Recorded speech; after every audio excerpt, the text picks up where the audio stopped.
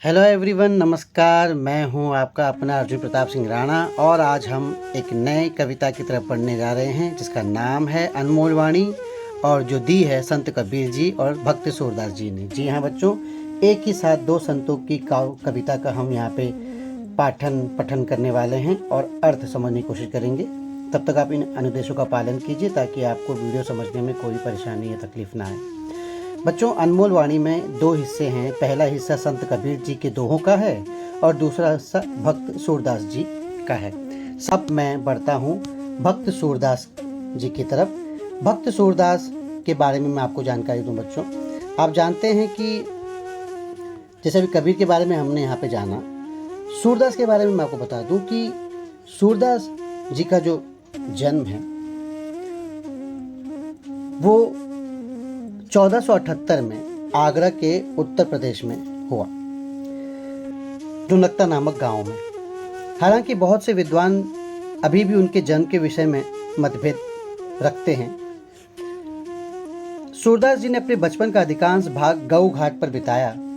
उसी घाट पर उनकी मुलाकात श्री वल्लभाचार्य जी से हुई और इनको उन्होंने बाद में अपना गुरु बना लिया। एक महत्वपूर्ण बात बताऊं बच्चों आपको, कहते हैं कि सूरदास जी जन्म से अंधे थे। जन्म से, जी हाँ, जन्म से अंधे। लेकिन जिस प्रकार से उन्होंने अपनी रचनाओं में श्री कृष्ण जी का अलौकिक वर्णन किया है, उससे कई विद्वान ये मानने को तैयार नहीं हैं कि वो जन्म से अंधे हैं। उनका मानना है कि सूरदास जी बाद में किसी दुर्घटनावश अंधे हुए। कहते हैं कि सूरदास द्वारा रचित पदों से खुश होकर श्री वल्लभाचार्य जी ने उन्हें श्रीनाथ मंदिर का कार्यभार संभालने के लिए दिया और कृष्ण भक्ति की शिक्षा दी। इसके बाद सूरदास जी के द्वारा अमर कृति सूर सागर की रचना की गई। वैसे सूरदास का असली नाम बच्चों मदन मोहन सारस्वत था। उनके पिताजी का नाम रामदास सारस्वत और माताजी का नाम जमुना दास जी।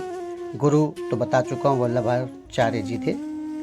और इनकी जो प्रमुख रचनाएं हैं सूर सागर, सूर सारावली, साहित्य लहरी है। ठीक है बच्चों, तो अब हम भक्त कवि सूरदास के इस अनोखे पद को यहाँ देखने जा रहे हैं।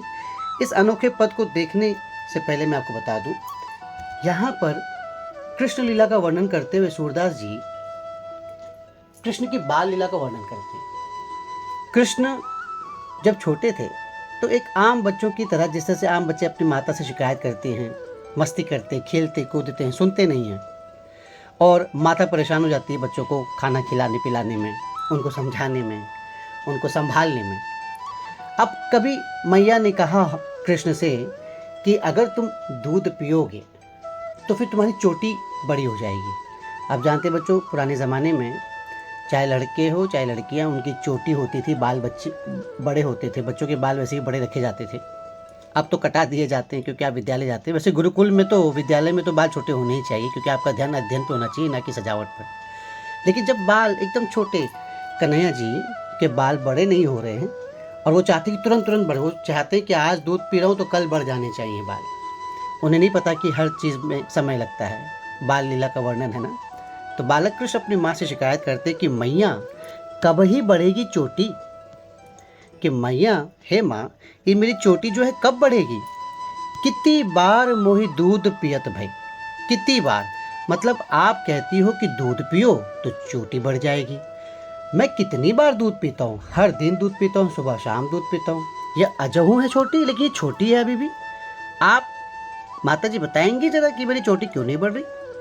तू जो कहती बल्कि बेनी ज्यों हुए है लांबी मोटी, तुम तो कहती हो कि तुम्हारी जो चोटी है वो बल की बेनी की तरह, यानी बलराम, बड़े भैया बलराम की चोटी की तरह बड़ी हो जाएगी, लंबी हो जाएगी। लेकिन ऐसा तो हो ही नहीं रहा मैया। बच्चों, यहाँ पे एक लाइन और है जो आप पोयम में, अगर मैं आपको गीत सुनाऊंगा आगे उसमें दिखेगी, जो यहाँ पे नहीं दी गई है। वो लाइन ये है कि सूरज चिरजीवो नहीं, काढ़त गुहत न्यावत जय है, नागिन सी भुई लोटी। ये एक लाइन है जो आपकी यहाँ कविता में नहीं दी गई है। कृष्ण जी आगे कहते हैं कि तुम कहती हो कि दाऊ भैया की चोटी के समान लंबी मोटी हो जाएगी। फिर वो कहते हैं कि काढ़त गुहत न्यावत जई है, मतलब कंघी, काढ़त यानी कंघी करना, गुहत मतलब बाल गूंथना और न्यावत मतलब नहाना। तो बाल कंघी करते समय, गूंथते समय या नहाते समय नागिन की तरह, नागिन सी भुई लौटी। ये लाइन यहाँ पे नहीं दी गई बच्चों, लेकिन मैं आपको अपनी तरफ से ज्ञान दे रहा हूँ कि तू जो कहती है कि दाऊ भैया के समान लंबी और मोटी हो जाएगी और कंघी करते, गूंथते तथा स्नान करते समय नागिन सी यानी सांप के समान भूमि तक लौटने लगेगी, इतनी लंबी हो जाएगी। कांचो दूध पियावत पची पची देत न माखन रोटी। कांचो दूध पियावत, तू मुझे बार बार आग्रह करती है और आग्रह कर करके कच्चा दूध पिलाती है। कांचो दूध पियावत, पिलाती है पची पची बार बार, लेकिन देत ना माखन रोटी, लेकिन तुम मुझे माखन रोटी खाने को नहीं देती हो। अब माखन रोटी कन्हैया जी को बहुत पसंद है, लेकिन माता जो है माखन रोटी इसलिए नहीं देती कि कहीं ना कहीं मोटे ना हो जाएं। माखन है उसमें, जिस तरह से आपकी माताएं आपको बाहर की चीज़ खाने के लिए मना करती हैं, रोकती हैं, उसी तरह से इनकी माता भी इन्हें रोकती हैं ताकि मोटे ना हो जाएं। तो तुम मुझे माखन रोटी खाने नहीं देती। इस तरह से सूरदास जी उनके बाल लीला का वर्णन करते हैं और अंत में कहते हैं कि सूर श्याम, सूरदास जी कहते हैं, चिरजीवो दोऊ भैया। बलराम घनश्याम की जो जोड़ी है, चिरजीवो यानी चिरंजीव हो, उनको लंबी उम्र मिले। दोऊ भैया माने दोनों भाई। हरि ईश्वर श्री कृष्ण, हलधर, हलधर यानी बलराम। तो बलराम की जोड़ी और कृष्ण की जोड़ी है, हलधर की जोटी, जोटी का मतलब है जोड़ी। ये जोड़ी जो है हमेशा लंबे समय तक बनी रहे, चिरजीवी रहे। चिरजीवी मतलब हमेशा अनंत तक, कभी ख़त्म ना हो। इस तरीके से वो अपनी भावना को प्रदर्शित करते हैं सूरदास जी, और ये कविता यहाँ पे प्रस्तुत करते हैं। इसके पहले कि मैं अंत की तरफ बढ़ूँ, मैं आपको एक छोटा सा वीडियो सुनाने जा रहा हूँ जो इसी सूरदास जी के पद पर है। इस वीडियो को ध्यान सुनिए, आपको आनंद आएगा।